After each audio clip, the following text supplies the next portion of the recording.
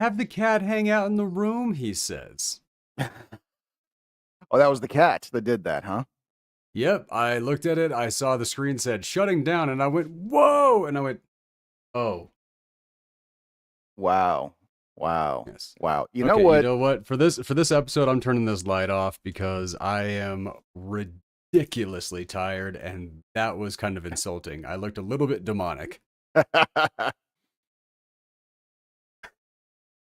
I am doing everything I can to play catch up on this one. Mm, Doc, for this week, because we've been talking about a little bit off and on here and there and all that. We have been talking about eventually we will change up the format of the show once we have it figured out. sure, yeah. I think we probably have it figured out enough with the chatting and coming up with just Hmm. going in on everything that maybe we don't need to stick as rigid to the notes. And uh You if know, nothing else, I may just want to do a regular ass just talking podcast this week because I am telling you, I oh, might fall asleep.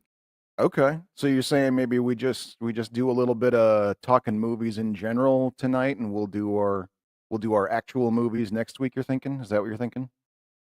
If I could get a little bit of time to acclimate to this mountain living, like I'm I would I'm so seriously down. I'm so appreciate down with it. that. Because I'll tell you why. Honestly, there's a part of me that kind of wanted to give myself time to watch both of these movies again to really think about them because Really? yeah. Well, I mean, I told you, and I should have waited till we were on the air to say this, because it occurred to me just how like profound of a statement this was to my character and to the show. Um, we had discussed a couple weeks ago about how there was a time in my life in which I had intended to be a college professor in media studies to to basically teach college kids media literacy and so on. Right. And watching Ghost Dog for the maybe third time this week, it occurred to me that I could do an entire semester just on Ghost Dog.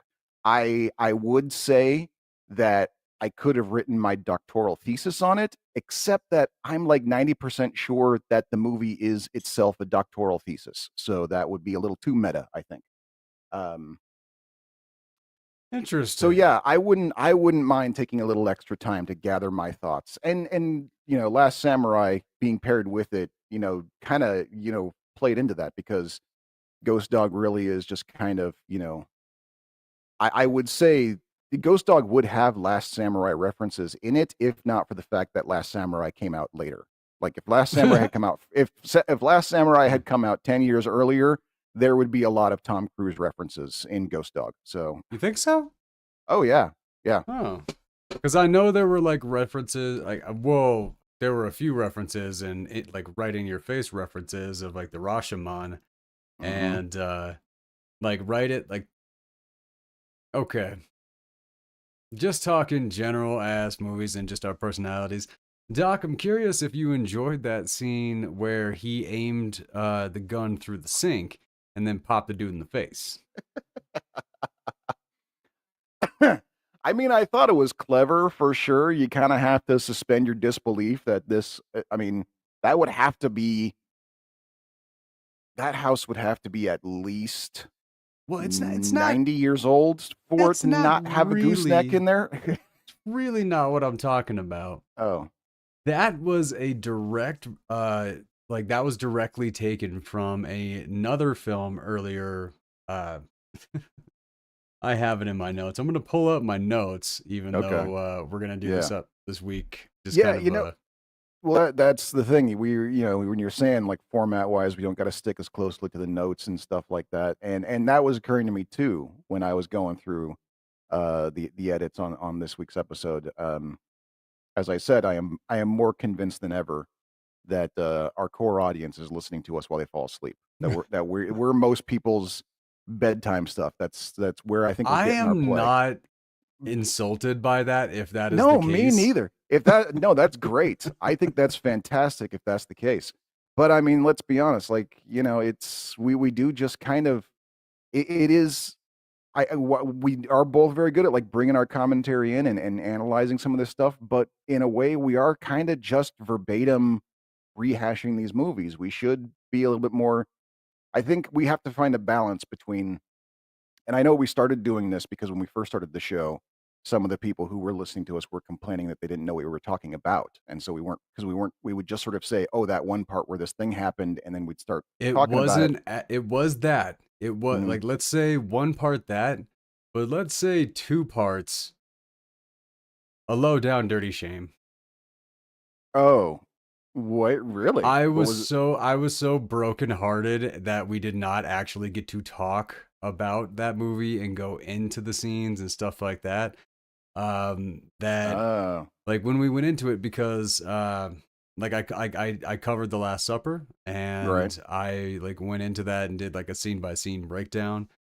And at that point, I think I was trying to keep it to like 30 points. Mm, And okay. somehow it just kind of got away from me. And as I'm writing the book and as I'm watching these movies, I'm just like taking notes on like as like actions in like the book and like outlining Right. it got away from me. I will definitely admit that. Um, especially realizing these last few episodes, they are way, way too long. Mm. And it's like, look, if you're listening to us for over 3 hours and you haven't fallen asleep yet, look, man, get a sleeping pill or something. Because come Right. Yeah. on, You need to see a doctor at that point for sure. we Yeah. might be interesting. We are I at certainly like times. to think so. I think I've edited myself for well over 100 hours last year. I am at this point bored with myself. There are there are decent there are decent times where as I'm going through, I'm like, haha, that was clever. Right. Yeah. And then Yeah. like as I keep editing, I'm like, you are such a jackass for complimenting yourself like that. Like, no, so that wasn't even my point. You see, Doc, that's how tired I am. I have ADHD brain, and I'm not used to it because I don't have ADHD. Look, hey, Steer yeah, the ship, Doc. You're the captain okay. now. Oh, I'm in charge now? All right. Boy, I was not prepared for this. I think we're both in trouble now. Here we go. Here we go. You know, let's just go right into what we were going to talk about for the after hour this week. I Oh, want to know right, yeah. because you were busting at the seams Yeah, when I well, brought up the notion of the death of the weird character. right, And and it's I not that have I my answer, yeah. and it's a very, very short one. So I was wondering if I could give that real quick, and then I want to catch your response because you really seemed like you had a lot to say. I don't. Well, it's not that I had a lot to say, is that when you first brought it up, there was a part of me that first had to question whether or not that was true. I was trying to think up movies I Mm, had seen in the okay. past and are there any of those weird characters, weird plot lines you talked about? But if I started thinking that way, I was going to start thinking out loud, and that would have spurred us Oh, into an hour-long conversation not on camera. So that was why I was like, we should just stop. It wasn't all because I right, was that's bursting fair. at the seams, it's Well, because I knew even just starting. let me pitch the question again. Okay. Uh, why do you like? So there was something that I came across, and it was an article of the death of the weird character, Okay. and I jumped in on it, and I started listening to it, and I or listening. I am tired. I Okay. started reading Okay. it, and it was going into all these things like the Jonah Hill movies, the Michael Cera movies before Jonah Hill got serious, and before Michael Cera almost grew up, technically aged, but you Right. know Yeah. he's Michael Cera is an immortal teenager. Those types of characters, Jonah Hill in Superbad, like when I was a kid, I just couldn't stop drawing. We're very early in on the show, and I have done a little bit of research. And with the YouTube algorithm, they kind of don't pitch your show and they take it off the live if you cuss too early or if you get inappropriate too early. So you got to Really. kind of wait about 10-15 minutes before you can really unleash. But if you've seen Superbad, you know what Jonah Hill did as a child. And it went in as like, what happened to those characters? Why aren't those characters in, like, why don't we have movies about weird characters anymore? Hmm. I think the answer is because kind of like what I experienced when I went to Portland, keep Right. Portland weird. Right. weird stopped being weird. No, yeah, yeah. That That's was like probably a that lot to like do with my it. Yeah, very short answer. That was why that was it. Like yeah. I people mean, stopped I wanting stuff to be considered weird and they wanted it to just be.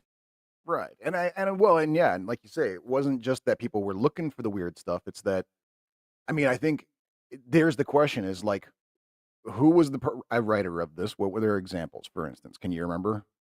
Oh, Like the aside writers from of just aside, Superbad? no. I mean, the writer of this article you're talking about, like Oh other. no, I didn't even pay Okay, attention to that. I rarely actually pay attention to the authors of the articles I read, which is I mean, really because dumb of me. that's a question. Like you said, like the example you're given was super bad. Did they give any other examples? But it was basically what I just said, like the Michael Cera, Seth Rogen, Jonah Right. Hill, like Okay. those kind of series of movies. If you go a little bit before that, let's say the Mel Brooks, you go a little bit before that, Monty Python, Sure. Yeah. like just So yeah, I think you're onto some. outrageous. Like yeah, Depending on like how old this person is who wrote this, it might be exactly what you're talking about, like weird stop being weird. It could be that this author thought all of these were like, oh my God, this is so weird because it was new and weird to them because they were maybe, I don't know, 15, 16 years old coming out. I mean, I'm thinking of when I was, 15, 16. Who was the big rising star then? Jim Carrey. What a fucking weirdo, because he was such a fucking weirdo. Ace Ventura and The Mask and all that. Like, oh my God, he's a okay, whole new yeah. thing. So yeah, I don't think it's that weird. Yeah, it may Yeah, not like be that who are our weird comedians now? Who are our goofy comedians now? Like right. the best comedians now are the ones who can reach political points in a manner that everybody laughs about. Right, exactly. Yeah. It's not about Um weird anymore or currently. at the moment anyway, or at the very Unless least, there's somebody I'm just not thinking of. and that's also the other thing is like there might just be some sort of like, market that we're just not tapped into. I mean, um you brought up Skibbity Toilet when we were talking the other day. I have not looked into that yet, but from what I hear, that sounds pretty fucking weird to me. So, I don't think we got to worry about I that. have no idea what it means. If I was a kid, I would be saying that every fifth word because that is a just It fantastically is, fun thing to say. it is fun to say, yeah. Like I don't know what it means or nothing, so I'm not going to play with it. But whenever it's brought up, I'm like skibbity skibbity. Yeah, that's fun to say. I'm down for that. Yeah, it real Nah, like like the it amount of rolls off. times that I have been standing in front of a toilet peeing and I just go, skibbity toilet. I have no idea what it means. I'm just Not a still clue. Yeah, laughing about it. but And you it's know fun to what? say. You're right. Yeah, Hey, that's a little perk of life that I'm getting to take. And you know what? If 100%. ignorance is bliss, I'm rolling with it. There you go. Yeah. Oh So my God. Speaking of ignorance is bliss. Okay. So I am at a section. Well, I mean, I'm all over my book, but I am trying to figure out how to describe, like, do the physical descriptions of characters. And I'm trying to figure out how to describe the skin tone of a black woman. oh sure. So Yeah. I call one of my black friends who's an artist, a fellow writer, all of this stuff, and I'm asking him like, hey man, how is this? Yeah. Where's the line? So Right. we had like a 3 hour conversation today about That like where the line is and that all is of a that, and how do you establish that a character is an African American without just saying this a black chick? Like that's well, that's the thing because this character one is African, but okay. there are other characters like that is Nigerian, but there are other characters that are in Nigeria as well that aren't black. So how this all gets mixed together, I have to describe. So the idea that I approached him with was to make it similar to a tree bark that he rested upon in this other country. He loved that. I thought That's that was not going to bad. be wildly Yeah. racist because in my mind, I don't see the difference between that caramel and chocolate. No, sure. Yeah. No, that's true. Yeah. So literally, I'm trying so hard to I figure mean, out it's what it here's is. and this is the thing that I have talked about this before about how like yeah, racists just kind of ruin everything because you know Oh, they do. I mean, Yes. there would be, because yeah, basically what you're doing there, what you're talking about, yeah, the tree bark thing, because there what you're describing someone in terms of their actual like You're physical literally appearance, you're objectifying the skin color. exactly. You're not saying this is a black person versus a white person. You're saying this is a person who has a skin tone of this color that is varied upon this and perfectly normal. And like you say, chocolate and caramel, that sort of thing, is considered insulting only because Of fucking how it has been used. asshole racist basically took them and made them into insults along with all the rest of them, so they would have been fine for now However, I still if blame our not for that. man Rusty Kundiev because the movies that I watched of his back in the 90s is why I thought that was okay to say. But it was one I'm of those still things. It's like a little white kid watching something. There's nobody around me to tell me, like, hey, okay, here's the thing. Like, right, that yeah. wasn't because I wasn't supposed to be watching those anyway. I was way too young. So clearly I didn't have any. No, I definitely screwed myself into some pretty. Wait, I can phrase that better. I got myself into some pretty precarious situations because I was 100% ignorant to the fact that I Oh, was insulting somebody, same. thinking I was complimenting them the entire time. Oh yeah. No, I know, I've been there too. But I mean, but that's kind of a universal thing. Who the hell hasn't been there? That's a good Like, question. I don't know. I mean, that's if you don't have a cringeworthy memory of your own, you are not living life right. yeah, yeah. There's got You to be know, some comedy in your own life. I still remember, when Clerks 2 came out, and there was a scene where Randall finds out that what he thought was a term of endearment between him and his grandmother turned out to be a wildly racist phrase, and he refused to believe it when people tell him like that's a really racist thing to say. He's like, no, I don't believe you. My grandmother used to call me that all the time. Like that was his whole thing. And I remember watching it, just sitting there going like, that happened to me. I almost got fired from a job for almost the exact same reason. Like, this is crazy. Are you going Like, to tell the story? no, absolutely not. That is such a You think, fantastic story. No, I know. yeah, I no, at some point want your permission to steal that story and go tell it on stage just to prove to you how unbelievably hilarious it is. no. I'm aware of how hilarious it is because Kevin Smith already put it in a movie. I know, but but No, yeah, but no, that's one there of is those that. things. I mean, it's like you're already saying I want to be careful about saying dick too early in the show because of YouTube. We're That 18 minutes in. You're good. I don't know. I don't think I'm ready to have that be my viral moment. I'm sorry to that confessional. There's a few that we have tossed in here that if they did become my viral moment, I would look back and go, nah, no regrets, but I really wish I would have enunciated better. Right. Because because like we've discussed before, like win, lose, or draw, I'm gonna do it as myself.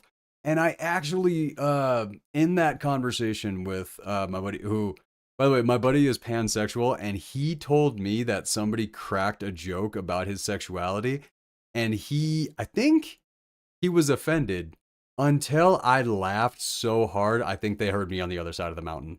Right. So my friend is pansexual, and he's a chef. Is this going to be a pun? Is this going to be a pun? The joke wrote itself, and I never even thought about it, which makes me very upset about myself because he told me one of his coworkers, like, so does that like mean you're sexually attracted to like cookware? And I'm like, oh, that Oh, is the I've heard that greatest. before. That is the greatest pun. Like that. Like I am so happy that joke. Like I just lost it. I started laughing. I mean the way that I'm very tired, so I'm not going to be able to repeat it exactly because I can't even No, no, remember no. it. That's fine. I'm just knowing that I was laughing my ass off, and he went from being offended to laughing. He's like, "Okay, it is kind of funny," and I'm like, "No, flat out. I'm not even a chef, but I've seen commercials on cookware that I go, ooh, like, Oh, well, come for sure. on." Yeah. Yeah. Like, I did appreciate that joke.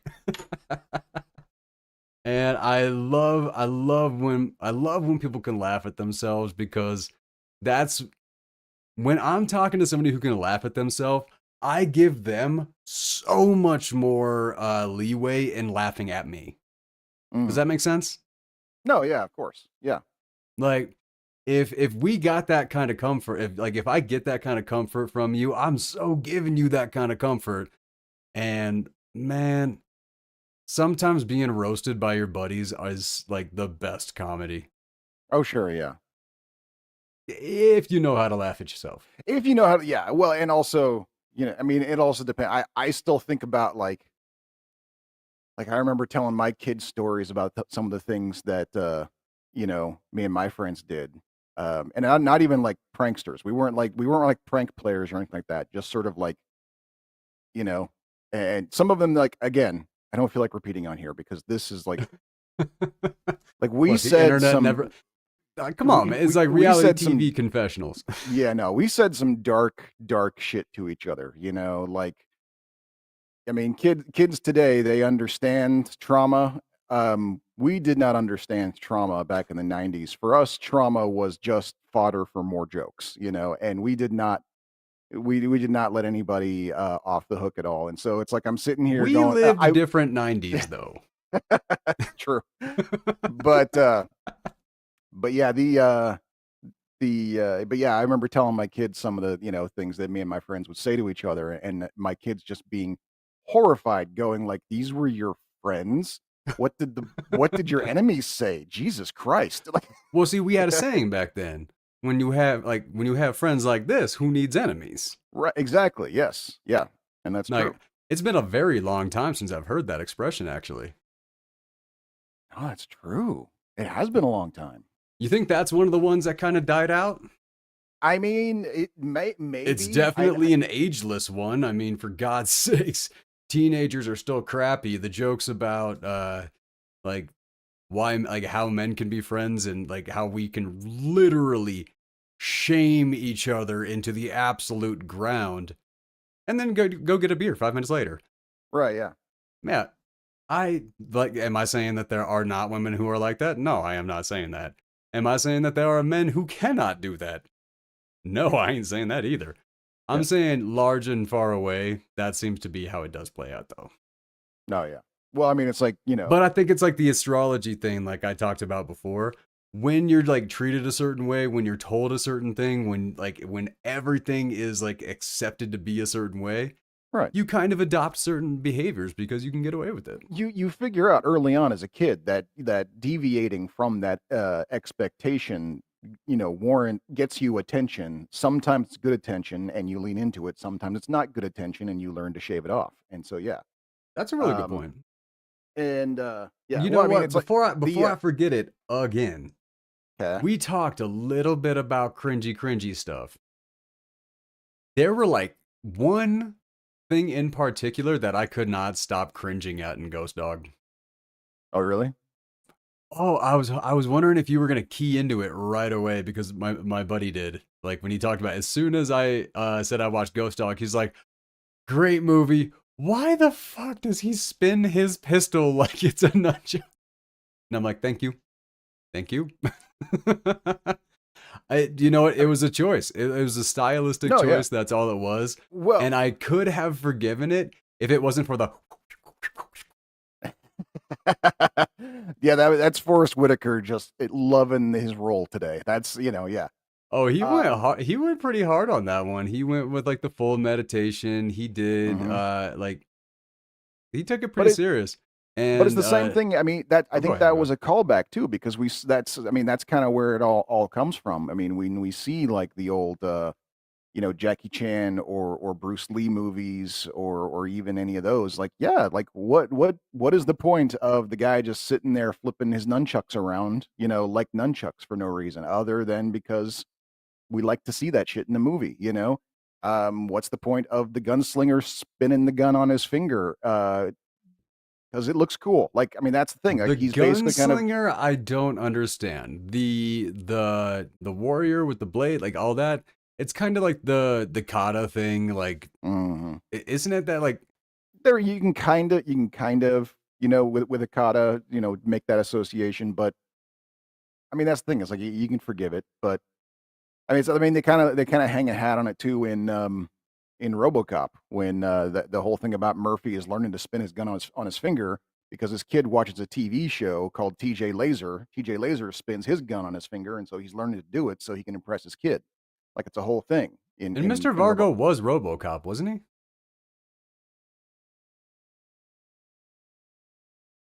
Was that the same guy? God, I no. meant to look it No, up. I don't think it is. Like I don't think that was I the meant, same guy. I They do know look a he's lot kind of alike. I know he's kind of an epic dude. He's played a few epic characters. Yeah. Hey, stop that.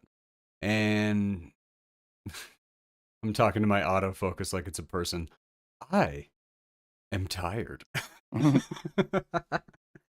No, I I really did appreciate Ghost Dog. Uh the poll, it out of I think it was like 70 votes or something like that. Ghost Dog beat The Last Samurai by 10%. Okay. Nice. Option number 3 was I'd Rather Marry Latrine. That got some Oh, votes. okay. I think we do just have some audience members that go for option 3 no matter what it is. Probably, yeah. Yep. You They're know. like, nah, just yeah, I love both these movies, but I want to go climbing a mountain in my undies. I think maybe they'd rather do that than have to choose. Maybe that's what they're thinking. Like, Ooh, that they is a love very both of these. optimistic way of viewing that. I'm trying to have more faith in humanity these days, despite all evidence. That's why it's faith, not trust. I moved out into the mountains, so now I don't have to.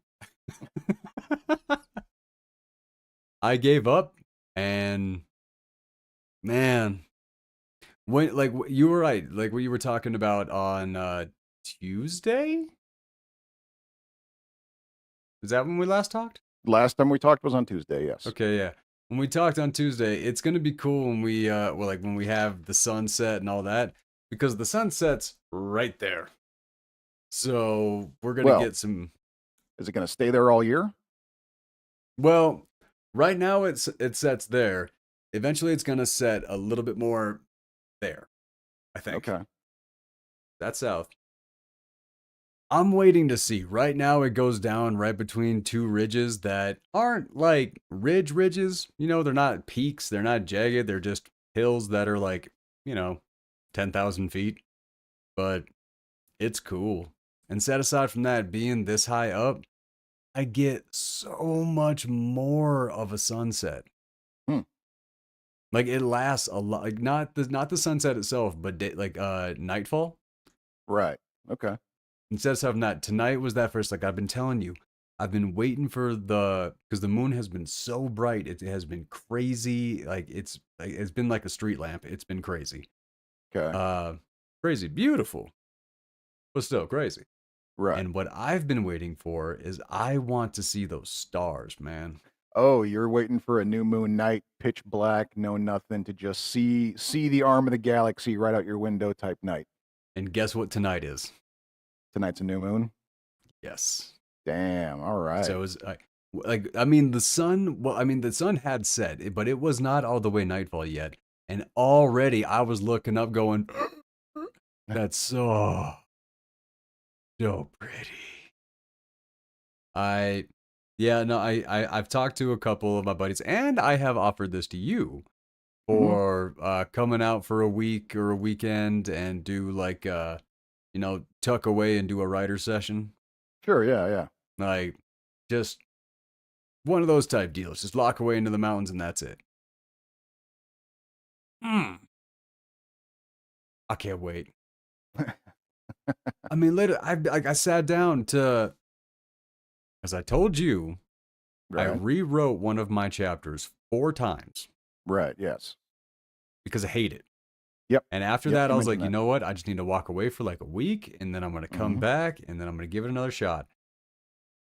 One of my cousins took a read at it, and she told me that that chapter was her favorite chapter so far, and I just lost my mind. Like, I don't understand books. I don't understand entertainment. I don't understand anything. And I was like, you know what? Fuck it. And then I went and wrote 2 more chapters. Like, There you go. There you just go. Yeah. Right now, I'm at the fuck it spot. Yep. Yeah. I mean, and that's one of the things that I had to keep reminding of myself when I was doing my books was that a friend of mine that used to work in comic books, then they had hard deadlines because Is they that had Joyelle? no, no, it was another. Oh, I weirdly know a number of people in comic books for some weird reason. I don't you know lived in why. Portland, man. That's Yeah, not that weird, I don't think. there's one comic book company in Portland. We have Dark Horse Comics, and that's it. But As opposed to like in LA, there's like there's a six lot of comic book indie companies. artists. That's true. There's a lot of indie artists that choose to live in Portland. That is a very good point. Anyway, the point is that Right. in The point. in comic books, there's a hard deadline because it's not even just that the audience is expecting the comic to come out at the beginning of the month. Is that you got to get it to the colorist and the inker and the publisher's got to have it ahead of time. Right.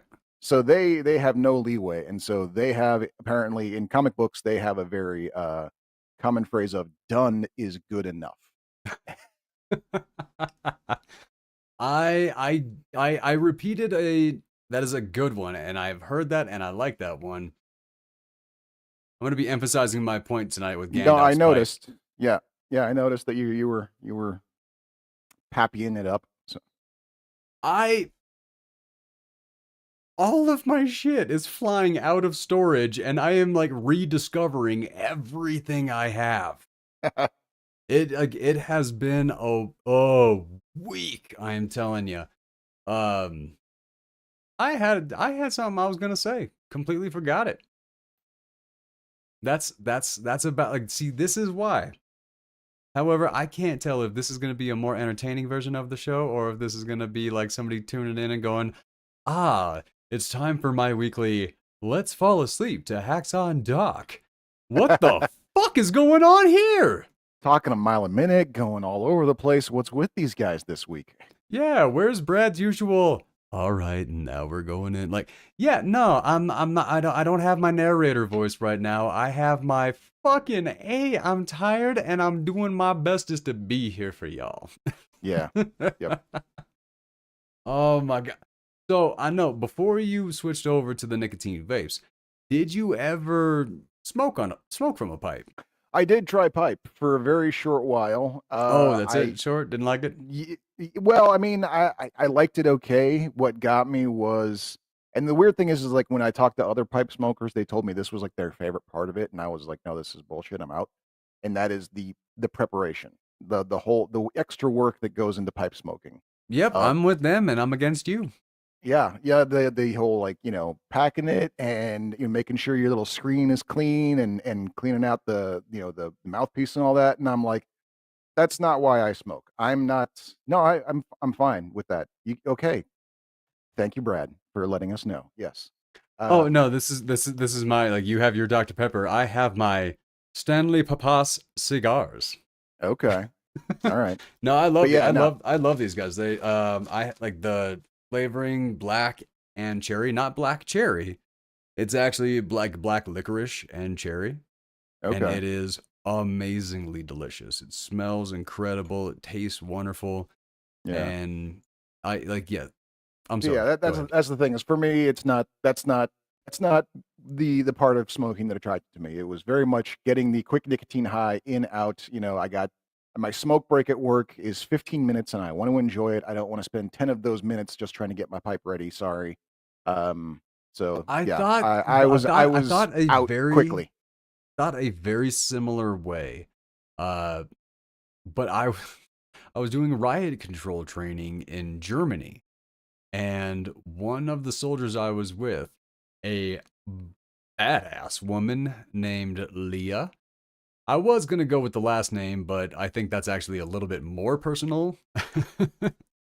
uh, But like Leah, she was on the riot line with me.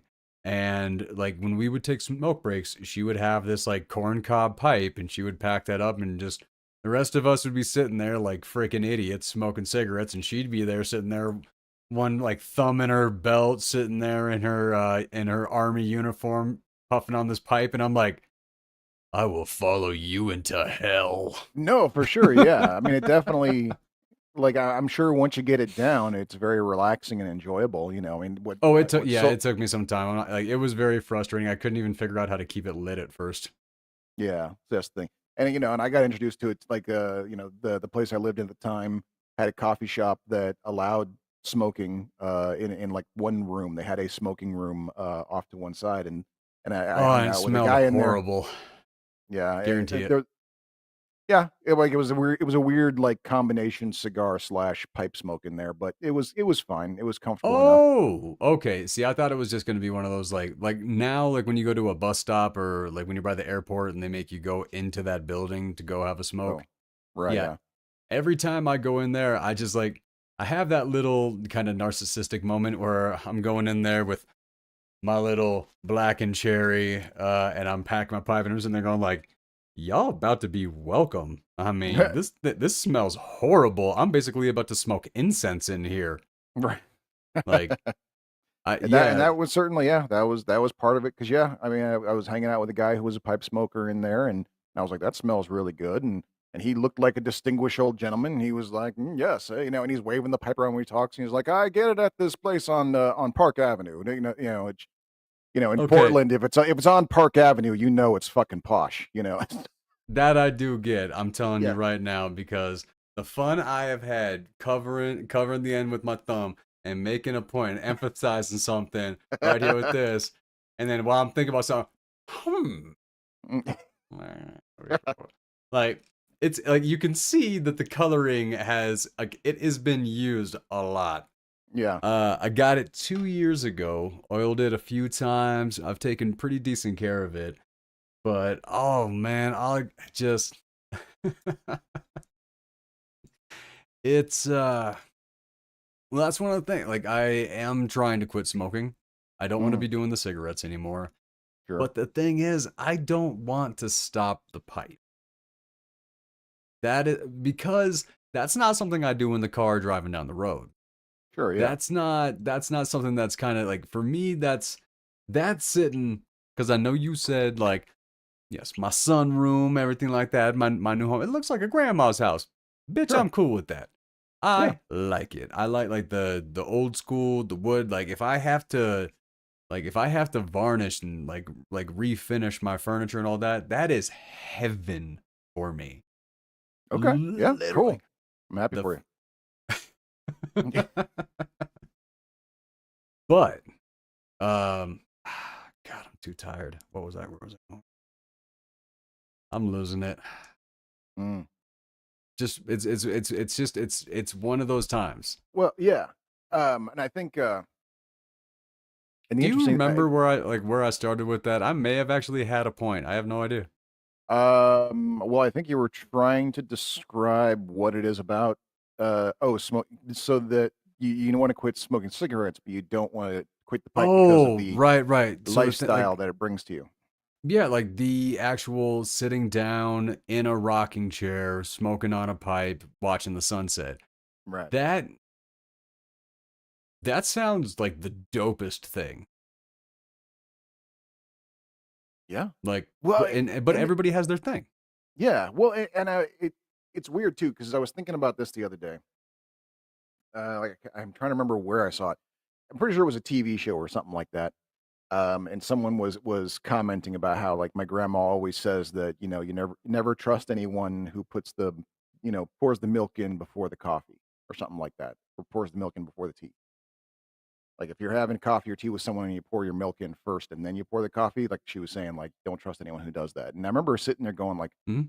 well, I do that. What the fuck's wrong with that? Like, what, like, and I remember sitting there thinking about it for like a week, going like, why would someone say don't trust someone who does? Like, I like, and it occurred to me that the reason why is because of classism. Because what I did, I was doing because I'm a working class person. Because I work in an office, I want to get my coffee prepped quickly, so I pour my creamer in first, and then pour the coffee on top of it, pre-mixed. I don't got to sit there with a spoon and stir it up, and then before I go back to my desk and get to work. That's why I do it. That's why I started doing it, and I've been doing it ever since. However, a rich motherfucker got all the time in the world to gently pour their little creamer in and stir it around with their tiny spoon. So they're basically saying, don't trust poor people. Do you remember like 7 minutes ago when you said your optimism towards your like towards humanity? Oh, rich people don't count as humanity. But my thing was like that's not how I saw that. That's not how I saw that in any way. I thought I saw that in the exact same light that we were talking earlier. Basically, it's the one who's different who gets left out in the cold. Like there's the way to do it, and then there's that is not the right way to do it. But Don't trust like yeah. yeah, but But I there's not. can see how you like I heard I watched The Walk. Okay, I saw how you but got there. that's the thing. It's like there's a difference between like, why are you doing that? That's weird. Don't do it that way because it's something new and I haven't seen before. Versus having a saying of there are people who do things this way. Don't trust them. Like that's not a left out in the cold. That's an intentional divide between like, the star nose, we got the star belly sneeches and the non-star belly sneeches, kind of thing, Oh, nice. Well, because we're doing the show a little bit different here, let's play this out. Uh where did the expression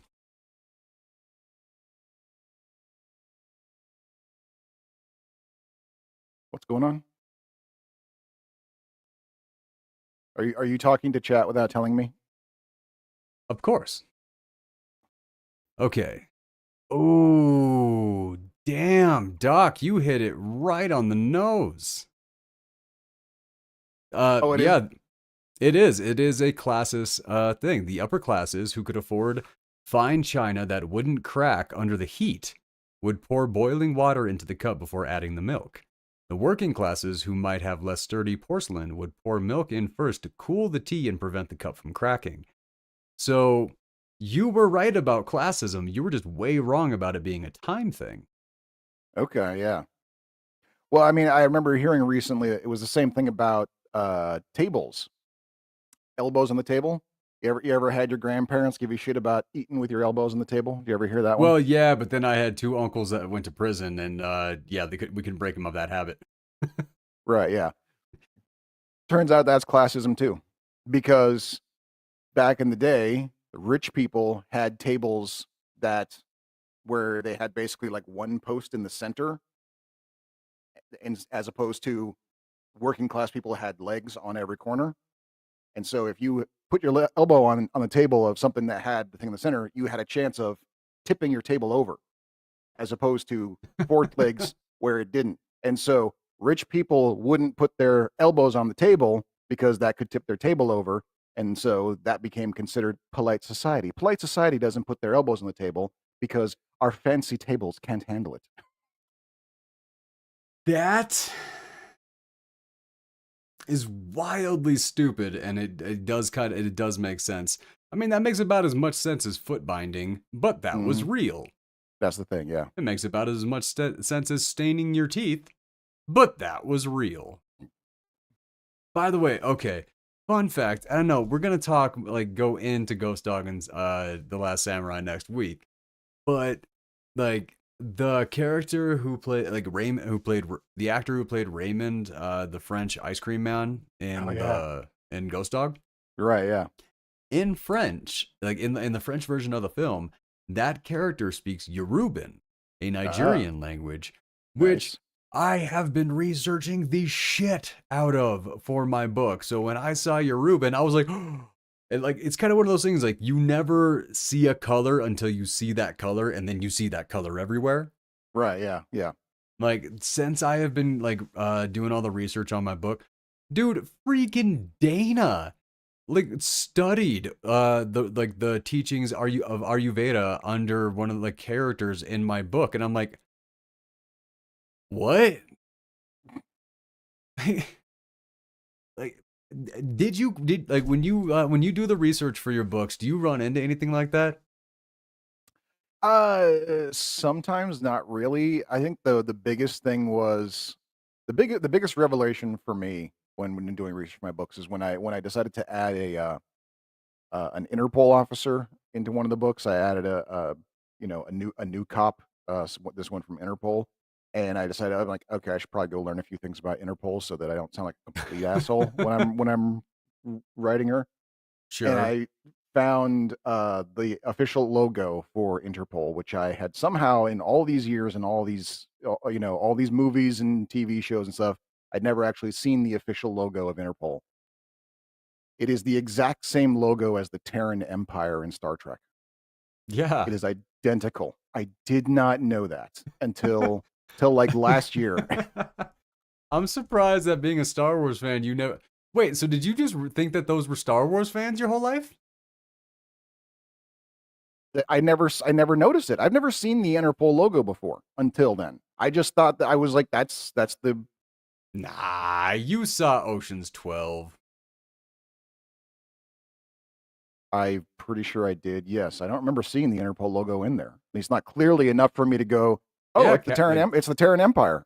yeah, Catherine Zeta-Jones. She was an Interpol agent. Yeah, but did they Yeah, show the but did they show the Interpol seal I with can the with? remember her walking across it on the floor of like a grand Oh, hallway. Yeah. see, I don't remember that part at all. Yeah, no, that was a big Well, I mean, revelation for it me. was the weakest of the three Oceans films, so to remove it from your mind, it's not the Probably didn't take worst that much work. thing. Yeah, yeah. Yeah, I mean, you get some great Brad Pitt moments, but like really most of the other characters, they just kind of like yeah, they really were second fiddle to Brad Pitt. Yeah, I mean, That was his it was it movie, was it was it and was a it was kind of a vehicle for him in a lot of ways. It's like, yeah, George Clooney was there too, but it was Brad's vehicle. Like it was. I still feel like that was the better version of the Grown Ups movies. That was just Brad, George, and their like some of their like real good buddies just getting together to have fun. Right, yeah. Same as Burn After Reading. But and you know what? I really do want to cover Burn After Reading at some point on the show because I remember watching it and hating it, but Yeah. that was when I was like 20 years old and I was like a raging moron at 20 years old. So I like to go back and look at some of those movies again. I think that would be a lot of fun. Oh, yeah, that wouldn't be a bad idea. I mean, I didn't hate Burn After Reading. I remember being unimpressed by it. I remember that much. Highly unimpressed. I mean, but look at the Yeah, cast that was there. that's the thing. Yeah, and it's a Coen Brothers movie. Like, and yeah, I guess, and there was high expectation there, and it just fell flat. And that would be a good question to know: is like, is it really that bad, or was it just the high expectation and being That and disappointed? I think that might really it might really be it because you're right. Coen brothers, Brad, George, and J.K. Simmons. Yep. How do you not get hyped for that combination? And Right. Yeah. that's just the one that I said. Who's the lady who's the star of Fargo? Oh, Frances McDormand. Yes, Frances McDormand. She in that film constantly going for a boob job is what the hell? I mean, Right. that should have been epically hilarious to me, and I feel like watching it now with a more adult kind of humor instead Right. of the idiot that I was at 20 years old. I think that I might get a much bigger kick out of that. I wouldn't Here's mind the doing it. question. Yeah. What would be Revisiting the movie to pair with Burn After Reading? to pair with Burn After Reading. I mean, Yeah, audience suggestion, anything for do we that? want to do like an This week is intentional a little pairing weird, or and we do recognize that, by the way. yeah. I just Um moved. I just moved, and I'm exhausted, and I'm not trying to put that on Doc to carry the show. and More viewers just you know wanted to explain again. and I'm and I'm kind of in the same place, not because I'm exhausted. I'm having a bad case of the winter. That's basically all it is. I'm We are right there. Yeah, mm, I am looking forward to this weekend though. I'm gonna go to Woodland Park. It's my wife's birthday, so we got to go figure out. Well, I got to go figure out something good to go or for that. Any suggestions? Woodland Park, our audience. I know there's a dinosaur fossil bed that's around ooh, here that's pretty cool. that'd be fun. Well, Yeah. sounds cool. I haven't been there, but it's a dinosaur fossil bed. I mean that's got to be cool, right? Gotta be something, yeah. Yeah. You got any vacations you thinking about doing this next couple years? I know you were really trying to hit Germany. Is that still Yeah, is well, that I still I coming? did I did well, I was planning to move to Germany. That was the plan. I wanted to relocate. I wanted to do my Well, yeah, but then you said that that fell through, so it was going to yeah, be a vacation. I did manage to get a visit in. I went there for 2 weeks because my son was there Oh, I got for that backwards. You yeah, did go. yeah, I got there for a visit for 2 weeks, and it was kind of like a trial run thing because my son was there, doing some, immersion language learning stuff, and he was there for 2 months, and I went in there to visit for 2 weeks in the beginning and to kinda get a lay of the land, to kind of see, like, the different towns, some of the different neighborhoods, try to get an idea of where exactly in Germany I wanted to go when I wanted to move there. I was disappointed. It was it What do kinda you mean so, disappointed? so to explain how this all starts, goes all the way back to when I lived in China for 2 years, which that was just a crazy youthful whim. There was no plan, there was no nothing, Yes, just story time. shit yeah. Shit went down and I ended up living in China for 2 years. Uh-huh. And it was kind of a enough of a situation that when it was over, I realized I was like, "I don't ever wanna be a tourist anymore," And how did that make you because feel?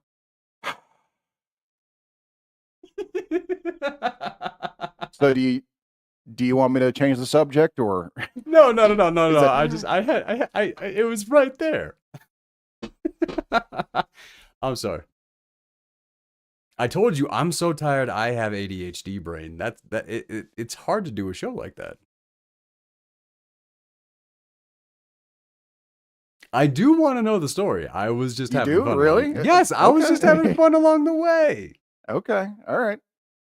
But yeah, I decided I don't wanna be a tourist anymore because the whole experience of every day was a new thing with China, meeting new people, being the person who just comes in, sees the sights, and leaves, nothing. You get nothing from that.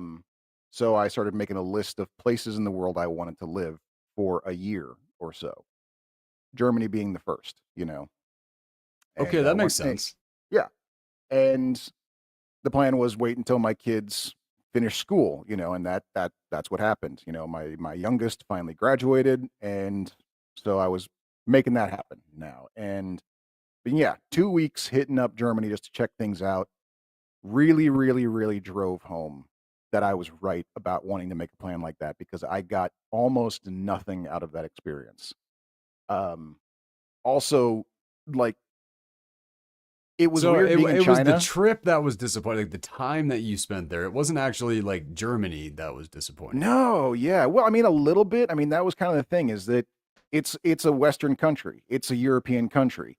It's not as different from living in America. There are different things about it, but it wasn't like going to an alien Yeah, planet like I going to gotta China say, was. like when I moved to Portland, it did remind me of Germany because I was in Germany before Portland. Oh, really? So yeah, well, yeah, man. Like the army, everything like that. Yeah, that was all before I ever went to Portland. Okay. So No, no, no. yeah, What like really, the really part is that Portland reminded oh, you of Germany. That's what I'm amazed by. I'm the like, architecture, some of the brickwork, especially downtown in Old oh, Town, a lot of that. see, none of that occurred to me. I just thought Yep. like I showed up in Germany, and I'm just sitting there going like, well, Well, this so isn't I that went to different from like, America. where did you go? Because I was in Stuttgart. I went to Kaiserslautern. I was in Frankfurt Yeah. and Okay. So Frankfurt's like not far from where I was at. Yeah. I went yeah, to Frankfurt for a night to go clubbing. I'm trying to remember where else I went. I was in like 3 different cities, and I even spent one night in Bad Ems because yeah, Right. um, Man, you know what? There was a bar in Germany. So right before we deployed, like we were in this like transition period in Germany before we hit Kosovo.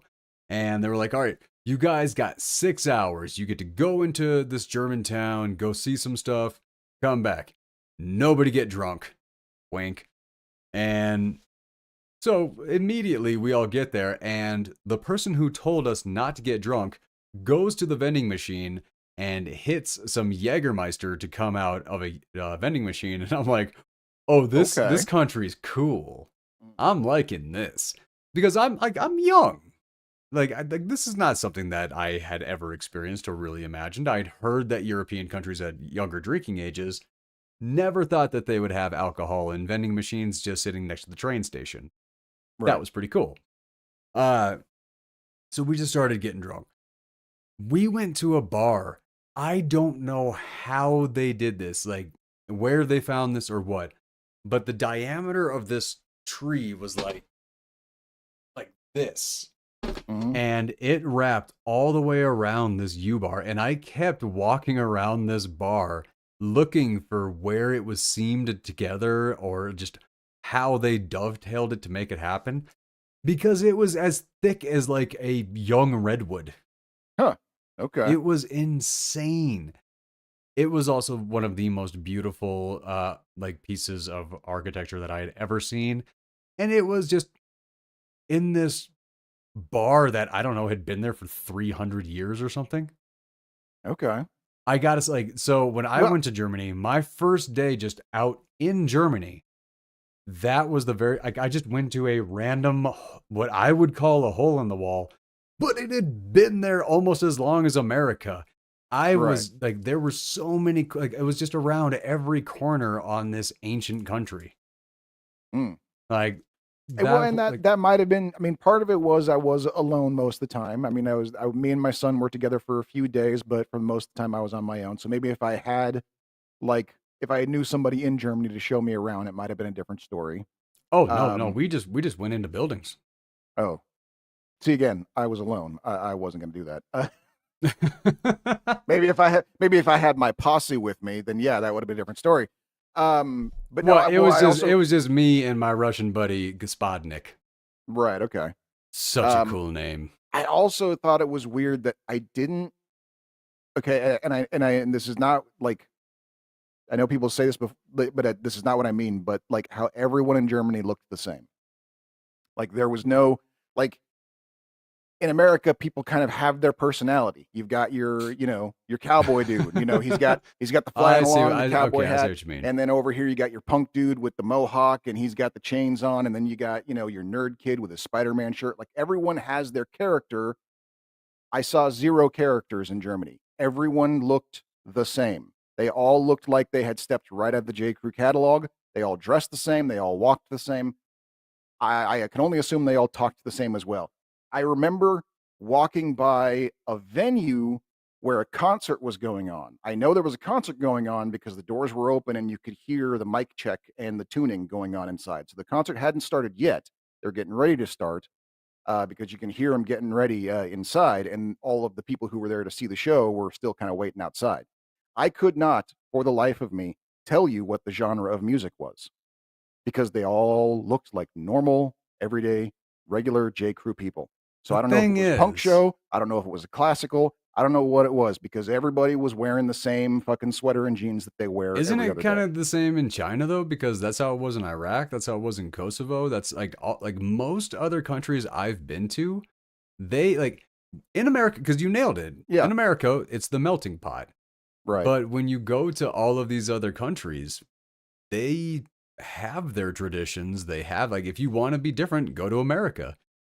Like, I mean, maybe I don't recall being as struck by it in China because I do remember there was at least some difference. Like there was a sense of fashion in China. It might have been a little bit different from America, and there were different, there were some folks who, yeah, they were working class and they wore like the coveralls and the t-shirts and stuff like that. But that's the thing is like you could see that. You can go like, oh, this dude works in a factory or something because he's just got a wife beater t-shirt and overalls over the top of that. You know who that dude is, as opposed to this guy over here who's got on a bright pink suit. Like, like plus also in China, they do have a lot of the same fashion as us in America because they're getting our factory runoffs because all of our shit's made there anyway. So they're getting the spares out of the factories, you well, know. true, but like when I was in Kosovo, that's where everybody like that's where all the high fashion people in America try to dress like. Okay. Because that like I had tailor like custom tailored Armani suits made for like $60. Nice. Nice. Yeah, no, because that's where they come from. Right. Yeah. Like, and this was like, this is a little dude, like 3.5 feet tall, getting my measure. And okay, he may not have been as tiny as I remember, because at this time I was about 230 pounds. Right. Dumbest idea in the world. Like when I was like super jacked, weightlifting for like 3 hours every day, 6 days a week, Go just going gung ho. go get a fitted suit at the time when your body is at the highest of maintenance to maintain. Yeah. Yeah, Okay. yeah, that was really. I came back. I put that suit on 2 years later, and it felt like I was a teenager wearing my dad's suit. And I'm like, oh, this is humiliating. And what I did was very, very well. Wasn't really that dumb. I gifted it to a buddy, and then he tailored it, and then ooh, it looked good on Yeah. him. And I was like, oh, regret. So But what really drove it home though with the Germans though is when I went over to Switzerland, because I remember one of the towns I what was do you at mean? was on one of the towns that I visited was on the border of Switzerland, and I noticed that on the train pass that I had included, as free, as covered, as paid for in my Euro pass, not Euro pass, but like German pass, I could go to one stop inside of Switzerland. And I was like, fucking A, like I'm gonna add another country to my just real quick day trip into Switzerland and back. I was mad because there was no border check there, so I didn't even get a stamp in my passport. I was really mad. I made Oh, this trip to Switzerland and I have nothing to show for it. So I bought a sticker though. So I got a sticker. So, where'd um, the sticker wind up? on my luggage, and Huh, so works. yeah, like like a good old fashioned traveling man. But like a traveling salesman. But when I get to Switzerland, one stop inside, get off the train, and there at the train station in Switzerland is a girl with bright green pigtails popping out of her head and the jet black stockings, like right out of, Friday night downtown Portland. And I was like, I'm home. Fuck Germany. Switzerland is where I belong. I would bet dollars to donuts that that was another tourist. Probably some Portland chick cruising through and They just being like, yeah, where's saw all the me weird? Like, what's going Yeah, on? saw me with my get in weirdo sweater and with and Doctor Who baseball cap, and she was like, "Oh, here we go. There must be around here somewhere then." Okay, that's a good question. So, well, I mean, Yeah, I got stared at a lot in Germany because with the way I was dressed, because I was dressed full weirdo, and yeah, it's it, I I did not. I guess I didn't notice that when I was in Germany. Especially when I went to the town, because the club I went to was packed with a bunch of different kind of people.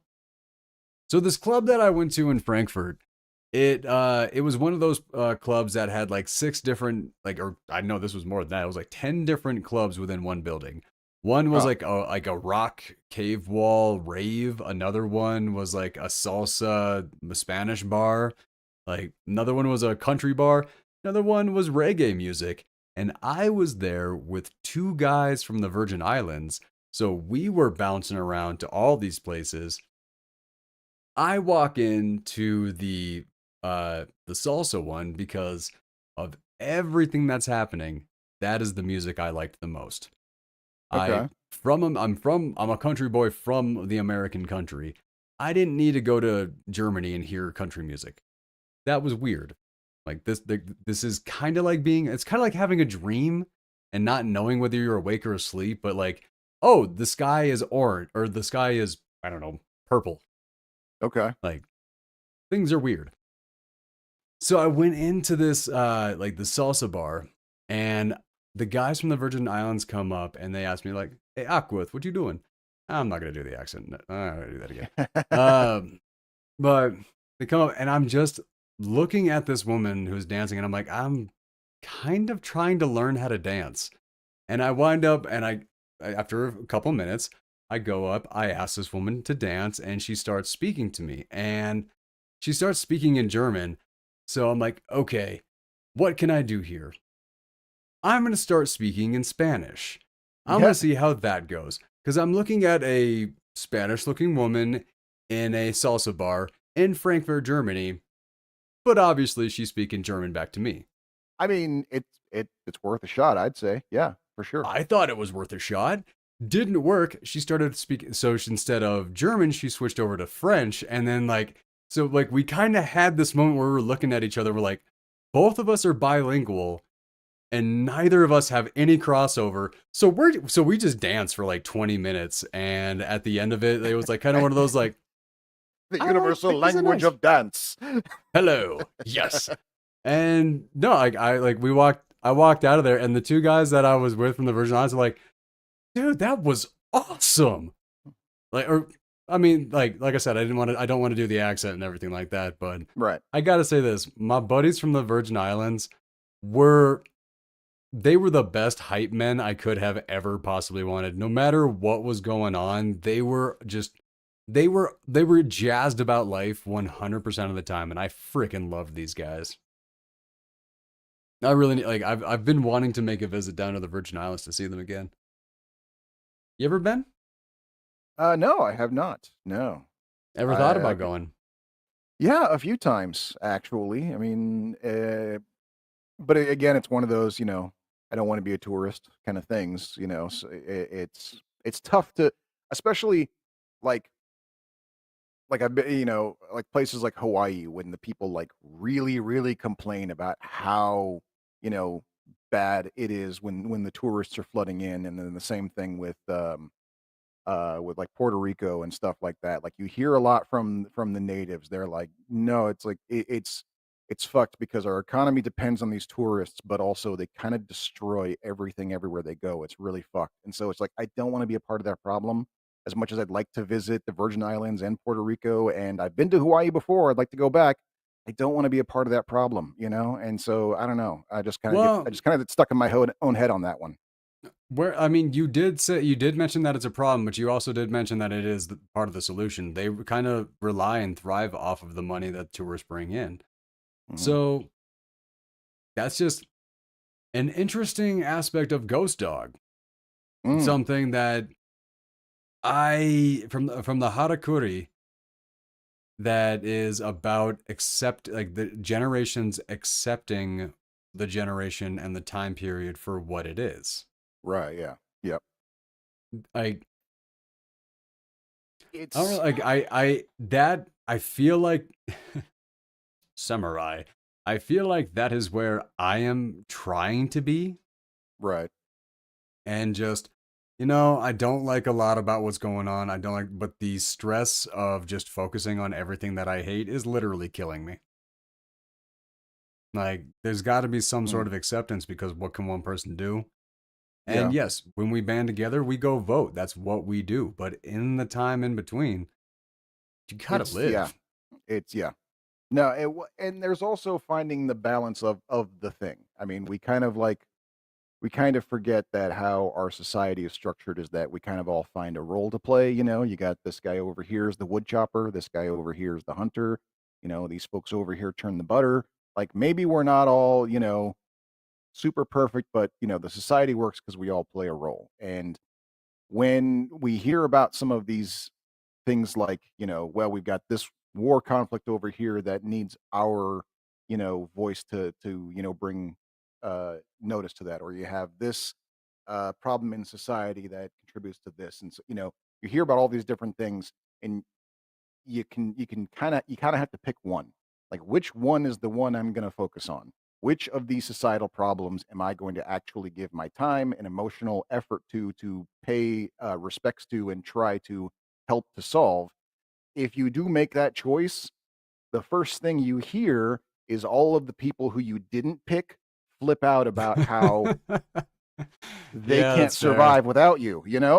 And so Yeah. it kind of it's tough. You kind of feel like you're being pulled every direction because it's like, no, look, we understand, there's everyone's going to take a role. We all got to pick our one thing and contribute to that and help where we Yeah. can there.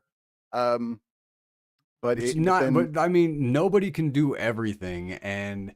expecting anybody to I mean, you love that spoons metaphor. Hmm. And realistically, when it comes to things I mean, this our country's hard to get by in. Yeah. It's it's hard to thrive in. And when you want, like, yes, I support so much of the stuff, but the thing that I actually fight for is clean water. Like that, like I all the cultural stuff, all the political stuff, Hmm. everything like that. The big thing that I really care about is clean water. There you go. Yeah. Let's be here long enough to figure problems out.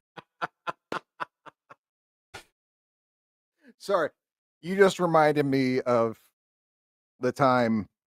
Are we going into idiocracy? What's going to happen? No, no, it just reminded. There was a couple of election cycles back when I was filling out my ballots.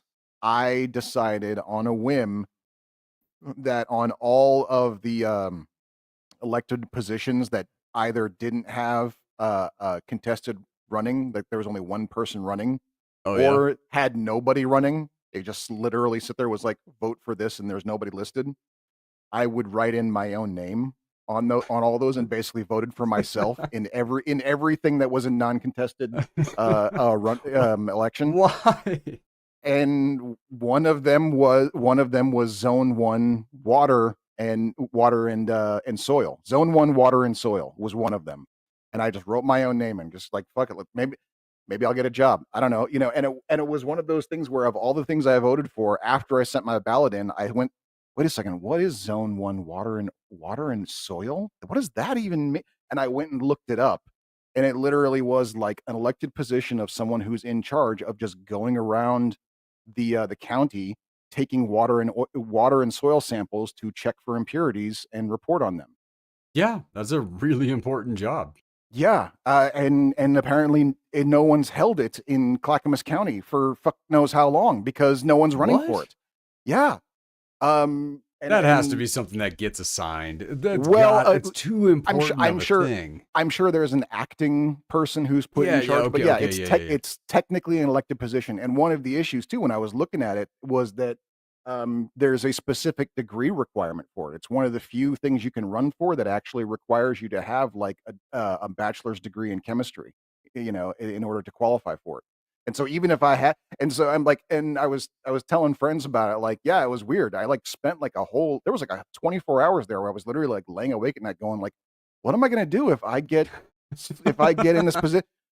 What am I going to do if I'm suddenly in charge of zone Well, 1 you soil have and to go water? to Like, you have to go in front of the state Supreme Court and argue. It does not matter if I have the degree or not. This is democracy. right, exactly. Yeah, no one else was running. I got 2 votes somehow. I don't know who else voted for me. I wasn't even running. Oh man, what there are times that I have thought about, like, okay, there's I got a lot to say, I got a lot of perspective, I got a lot of drive and motivation. Maybe I should run for office. Then I've sat back and thought about myself and went, no, you shouldn't.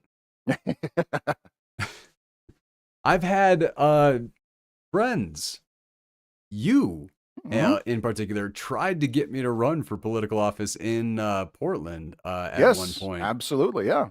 I and think you're very yeah. electable. Yes, you're a very likable character, I think, and you know, I know we've talked about how we disagree, but I think we agree on enough things that I would vote for you if you were running. We disagree on the minute, like we agree on the points, but we disagree on the minutia. It's kind of We like one did of the that. things, like Yeah. everybody agrees that the world needs to be fixed, but nobody can agree on how to do it.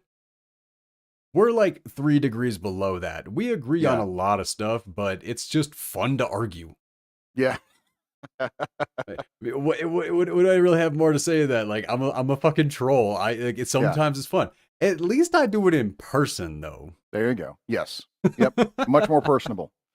Well, Um, and that's why I say, yeah. like, I swear to God, it is so hard to tell what any of my friends believe, their political points, their religious, like, you cannot tell nothing because Mhm. they play devil's advocate on literally everything. Oh, I And hate it that. used to piss me off until I realized that I did it too. And I'm like, oh, this is just us. Okay. Like this is just what we do. This is why we can be on the, like, this is why we have had friendships that have lasted for over 30 years. We just never stop arguing. Okay. Okay. Well, that's the thing. Like, so my 2 longest running friends, I've known them for about 35 years now. Hmm. That's Yeah. and that like I swear to God, dude, most of that friendship is based off of fighting and arguing.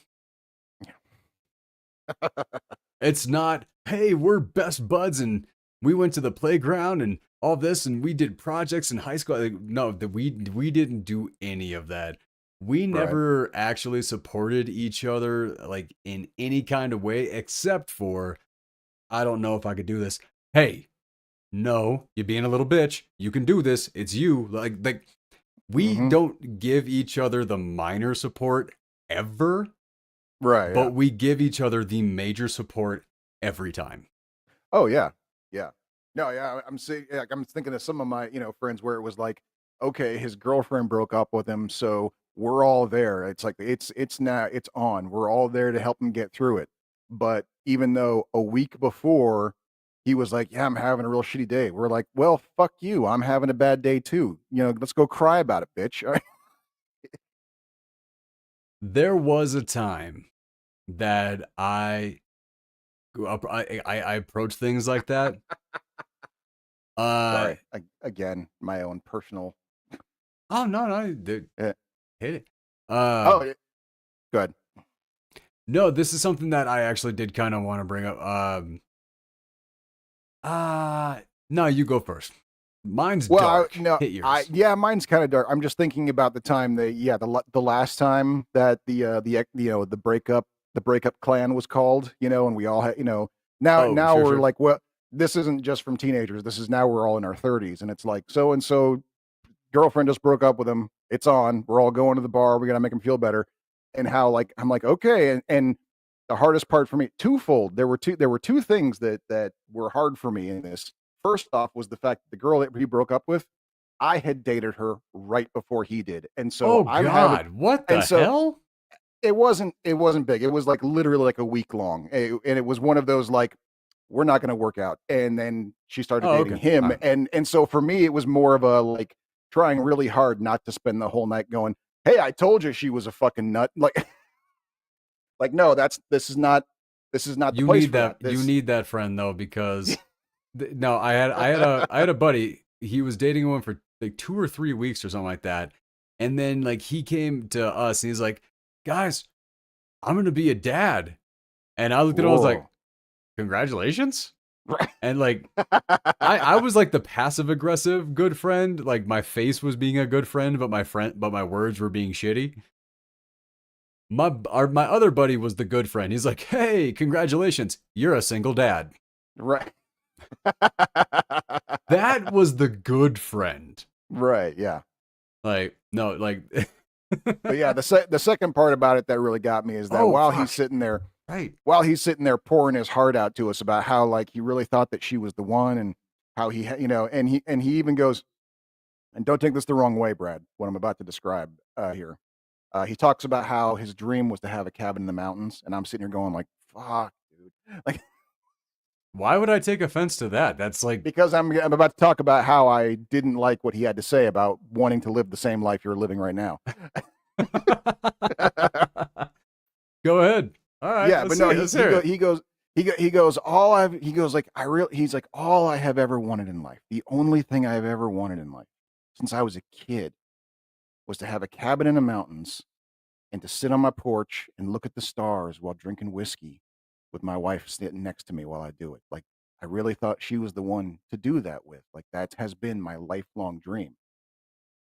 And I'm listening to him describe this. At that time, I was writing my very first sci-fi novel with my head filled with things like this is my audience. Like he's sitting here talking about how he just wants a place to, his whole life's dream, just to have a cabin in the woods, and how it was this close to being attainable, except the woman wasn't going to be his wife.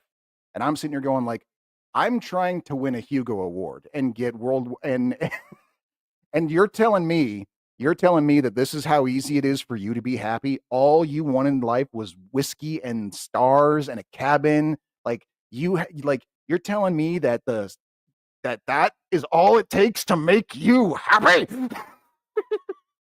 Yeah. It's weird, isn't it? I feel like that's the part of me that's actually grown though. Mm, Because I left the country, I left the stars, I left a lot of the stuff that I could like. There was a path towards decent happiness and success and all of that, but I needed the grandeur. I wanted the red carpet, I wanted the success, I wanted the eyes on me, I wanted all of this. It wasn't until the audition started getting bigger, the what I was going for started being like, oh, these are like one level below big break type things. Like any one of these could be that thing. I don't want it. mm. Like it took all the way to getting, I guess, to the batter's cage, and like actually seeing it and going like, I don't want to be one of the ones in front of the camera. I want to be one of the creatives that is doing something that's like, I had more fun holding a boom and standing behind the camera and finding focus than I did like actually being the one on camera. Okay. Yeah, I feel you there. Like those are the things that I learned about myself going along the way. Yeah. And the anxiety, the pressure, the what you would call, what you have referred to as internalized capitalism, Yes. the Yep. ability to shut that down and just sit and be okay with that Yeah. is honestly a fucking dream come true. No, it is enviable to a certain degree. Yes, for sure. Like, Like and I think that was it's not just like for me, it's not just about being there doing it. It's about actually getting to the place in life where you actually are at peace enough with everything around you to successfully enjoy those moments. right. Exactly. And I think, and I knew then that that was why I was angry. I was jealous that he knew exactly what would bring him happiness, and it was wildly attainable. Like there was no reason to think Simplicity, he yeah. yeah, there was no reason to think other than yeah, like he had to find the right woman, but for this guy, he was a professional accountant, he was doing well. For him, getting a cabin in the woods was not that far off. No, that was This a was goal. That's not a dream. right, exactly. Yeah, like and I think that's what pissed me off about it so much was that like really? Like, it's that easy for you to be happy? God damn it. Like, But at the same time, don't you think that's actually really hollow? If what your do you mean? dreams are so easily attainable, then when you actually do attain them, how do you think you feel about them?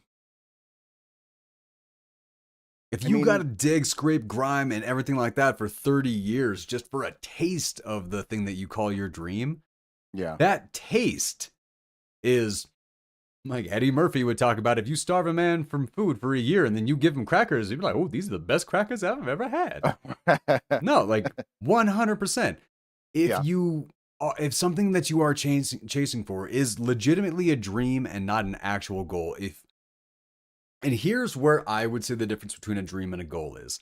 A goal is something that you can achieve on your own. A dream is something that other things have to get in line for what you want to happen to happen. Okay. I've never heard it phrased like that, and I like that a lot. If your dreams are goals, I think that's just really hollow. Like, where's your hope? Where's your imagination, creativity? Where's your drive? Where's that? As Brown said, a man's grasp should exceed his reach. Mm, yeah. If you are not that kind of person, what kind of person are you? I mean, well, that's a great question. It's a really good question. And I would not, and as I've said before, I'm a big believer in the grand variety of humanity. And so I don't want to sit here and say that those kind of people just shouldn't be, that we should all have the Oh uber no, I ambition. mean I Yeah. like the difference because I wouldn't recognize the difference without that person. Right, yeah, and so, yeah, like, I don't know, that's a good question. Maybe for you and me, yes, it would be hollow, but, I mean, apparently it wouldn't be for him, But and for people like that, and I've heard them describe it this way, my way of thinking would be nothing but constant anxiety for them. Exactly. Yeah. It's kind of, yeah, it falls into, we all fall into our roles. And it is, this actually goes back to my thesis on Ghost Dog. So this Did is, you do you have it? Do you have like a paragraph? Do you have it put down or like I haven't formulated or I haven't written it down yet. No, okay, because it all hasn't right. it I haven't formulated it that tightly just yet. All right. I did consider like doing like I did once before, like literally writing out something to just read, you know. Um, but it kind of You've goes seen how back I do to, the notes? yeah, yeah. Um, so we have this problem in our society, okay, and we've talked about this before about how you can always tell someone who has not experienced any kind of hardship because they have no ability to cognate the hardship others are going through, you know. And we Okay, constantly yeah. run into this, you know. We can't, you know, how can someone truly understand what it's like to really go hungry, to really be homeless, if they've never been in a position where that was even a threat in their life, let alone a reality, you know. Yeah. And we come across this, and I've realized that we have found ways to solve this in certain areas. And the question comes down to, how do you teach a bird how to fly without just kicking it out of the nest and hoping it doesn't fall to its death? Like that's the grand question of humanity. How do we teach people to understand and deal with hardship without forcing hardship upon them? You know, how do you teach a kid to process pain without punching them? You know, how do Or you teach a, or yeah, letting them hurt themselves like well, that's, you know, yeah. And sometimes we do just kind of. I know that was what my parents did. My parents would literally just let me bang my head on rocks and be like, Okay, "So don't do okay. that I next thought you were time." You know, about to say, "Oh, my parents taught me pain. They punched me." right? No, no, What? no, no, No, no, no, no. Like no. a My good parent lets you put a penny in the wall and just like, wait. Shit, I hope they don't die. Like right, yeah. that's a good parent.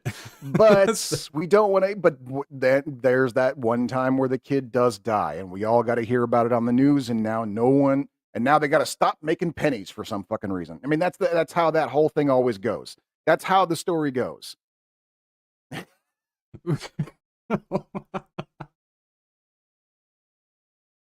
I was thinking That, maybe like more restriction on, I'm guessing that's where the commercial like that.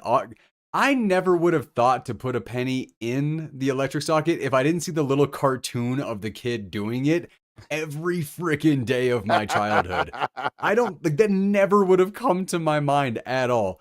But it's because funny of how that works. that daily cartoon, I mean, oh come on, it worked the same way with Dare, like the drug program. I didn't Yeah, know I didn't know any of those drugs. I knew weed. That's it. yeah. I didn't know anything else. I never heard of anything else. And even if I had heard of it, like when my buddy called my Jeep a mall crawler, I had never heard that term. And he's like, there's no way. And I'm like, realistically, I probably had, just never knew. Mall mall crawler. Yes. This is the first time I have ever heard that. I think I thought about it for about half a second and it made complete sense. They always have Jeeps in like in malls on display and stuff like that. Oh, okay, Like they're really easy like the CJ3s and stuff like that are really easy to fit through those kinds of doors and okay, cargo and all that. No, like I it made all the sense in the world. You okay, put a couple fake boulders in a mall and a Jeep can crawl right up on it and look like a display. okay. Cool. Well, Um, but yeah, oh yeah. but that's kind of where, you know, and we have worked some of these things out, like swimming, for instance. We don't have to just throw our kids into the water and hope they don't drown anymore. We now have the YMCA. We have swim lessons. We've figured it out.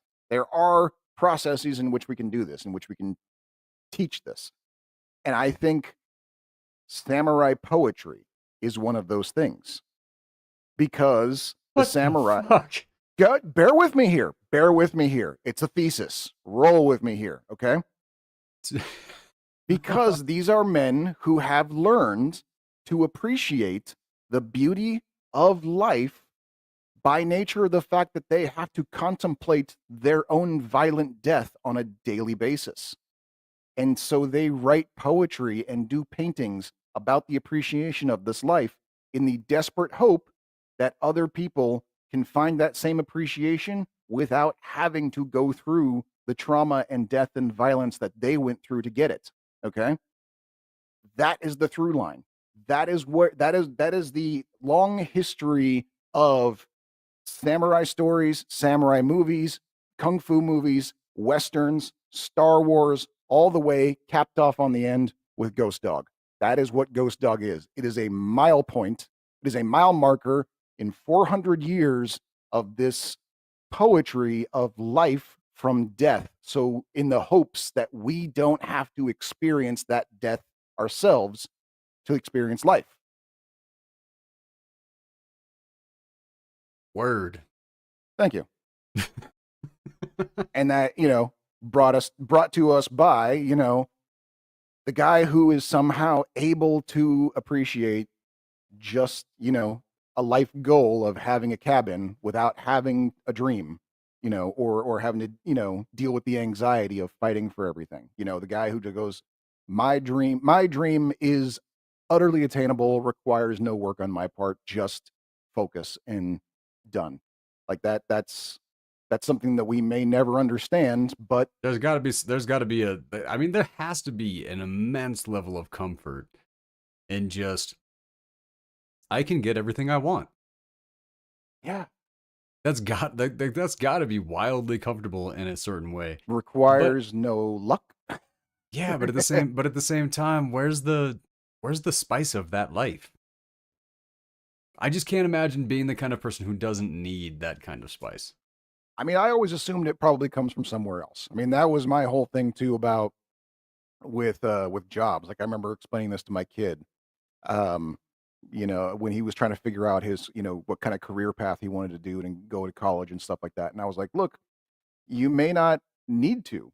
Like, there are people out there who the only thing they enjoy doing in life is surfing.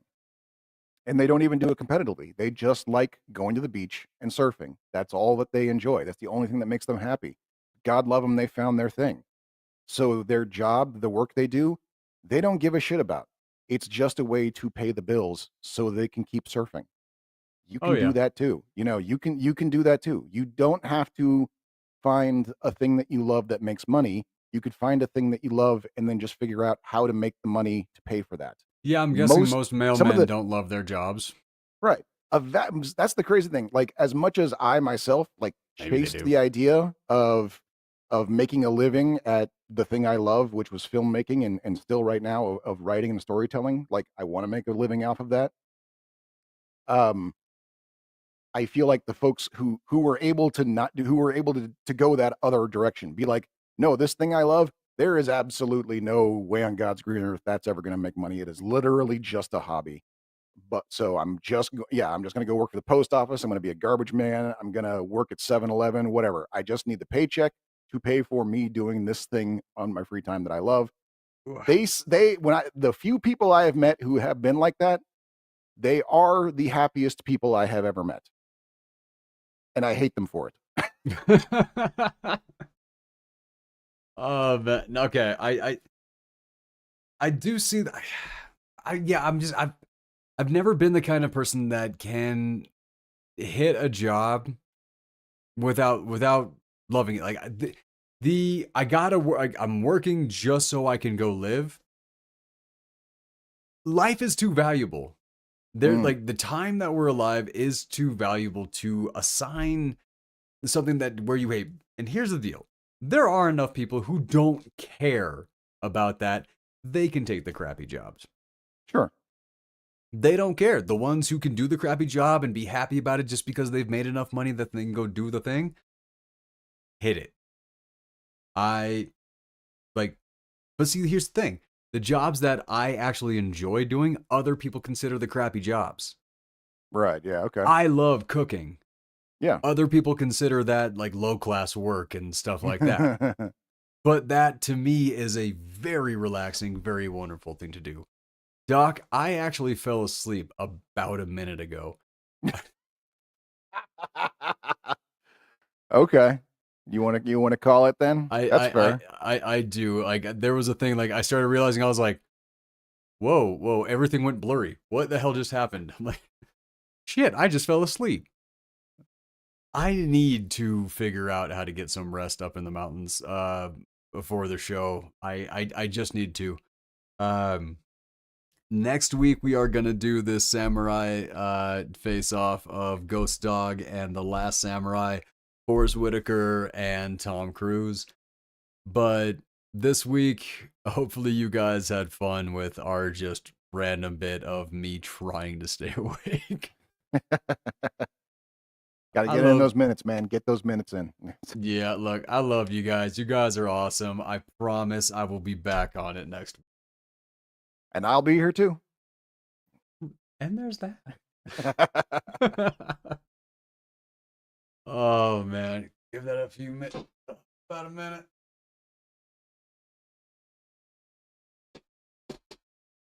How it like did you actually kick anything up though, Doc?